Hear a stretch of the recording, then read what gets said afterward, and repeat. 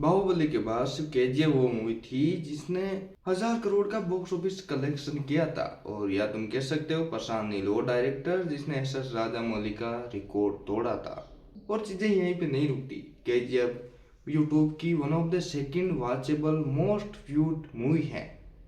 और no doubt कि इसकी स्टोरी टेलिंग इंडियन सिनेमा के अंदर बहुत ही ज़्यादा यूनिक थी। मैं मानता हूँ इंडियन सिनेमा के अंदर 3 ही डायरेक्टर ऐसे रहे हैं जिनके बाद इंडियन सिनेमा पूरी तरह से चेंज हो गया इन द स्टोरी टेलिंग या कुछ भी तुम कह सकते हो।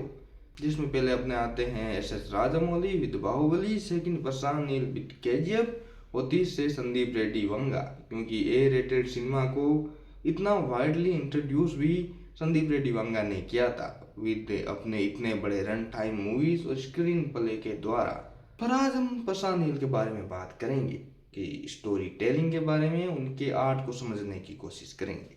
तो हेलो, मैं हूँ फिल्मी बाबा और स्वागत कीजिए मेरा तालियों के साथ। नहीं बजा? मत बजाओ। देखो, सिनेमा में 2 तरह की स्टोरी टेलिंग होती है। एक तो होती है विजुअली और दूसरी होती है कि अपने कैरेक्टर्स को किसी के द्वारा बताना या उसे अपने डायलॉग्स के तरह समझाना कि हमारा कैरेक्टर कैसा है, वो कितना बहादुर है।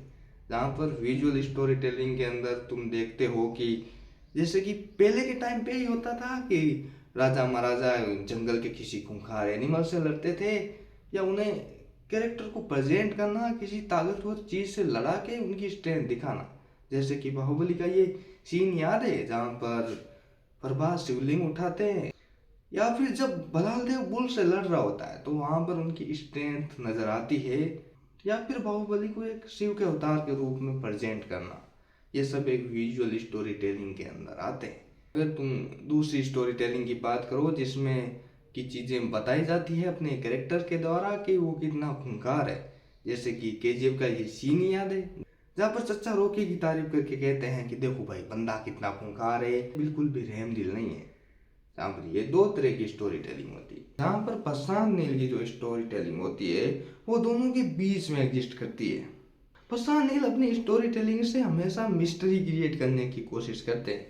जैसे कि केजीएफ या सालार देख लो कि एक कैरेक्टर है जो कि मेन लीड कैरेक्टर या हीरो की पास्ट के इवेंट को दर्शाता है और ये प्रेजेंट करने का तरीका काफी ज्यादा अच्छा है क्योंकि ये एक तरीके से आपके दिमाग के अंदर क्रिएट करके रखता है वो एक्सपीरियंस, वो मजा और वो मिस्ट्री। तो जो सुनाने का जो एक्सपीरियंस है और जो सुनने का एक्सपीरियंस है वो कितना बेहतर होता है जब हम किसी कैरेक्टर के बारे में किसी और कैरेक्टर से सुनते हैं कि वो अपने पास्ट में कितना खूंखार था। एक सिनेमा कब जीतता है? जब वो एक अच्छा बिजनेस कलेक्शन करके जाता है? बिल्कुल नहीं, वो है उसके इमोशन और कैरेक्टर कनेक्शन से। आपने बहुत सी मूवीज देखी होगी जो लार्ज स्केल पे बनती हैं, काफ़ी ज़्यादा बजट लगा के, काफ़ी ज़्यादा एक्शन के साथ, पर उनमें एक चीज़ फीकी होती है और वो है एक इमोशनल कनेक्शन कैरेक्टर्स के बीच में।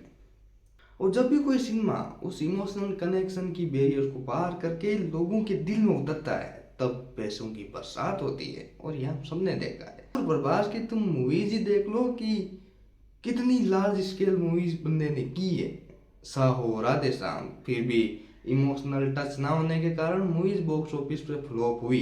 वहीं पे सालार जीत जाती है। वो सालार को इतनी ज्यादा ट्रोलिंग का सामना करने के बाद भी वो एक कल्ट क्लासिक बन जाती है। वो है इमोशनल टच के कारण, कैरेक्टर्स के बीच में कनेक्शन और प्रेजेंटेशन के कारण। जहाँ पर दूसरी बात यह जाती है कि कोई भी सिनेमा उसके स्केल से बड़ा नहीं बनता और ना ही उसकी स्टोरी से बड़ा बनता है। सिनेमा बड़ा बनता है उसके प्रेजेंटेशन से। जहाँ पर प्रशांत नील का प्रेजेंटेशन वो ओल्ड साउथ मूवीज की तरह नजर आता है, जहाँ पर लोगों को चीजें क्रिंज लगती है। जहाँ पर वो एक्शन इवेंट होता है, वो चोपी सीक्वेंसेस, वो purely rough and raw action हमें नजर नहीं आता। मगर जो सालार या केजीएफ का ये सीन ही याद है कि बंदा अपने कैरेक्टर्स को कितना अच्छे से प्रेजेंट करता है। यहाँ पर नो डाउट कि केजीएफ उनकी करियर की सबसे बेस्ट मूवी थी। मैं पार्ट 1 की बात कर रहा हूँ। आज भी तुम जाके यूट्यूब पे देख सकते हो कितनी ब्रिलियंट मूवी है, उनकी सिनेमेटोग्राफी में, उसके प्रेजेंटेशन में, यहाँ तक कि कैरेक्टर्स के इमोशनल टच में वो कितना यूनिक रखती है।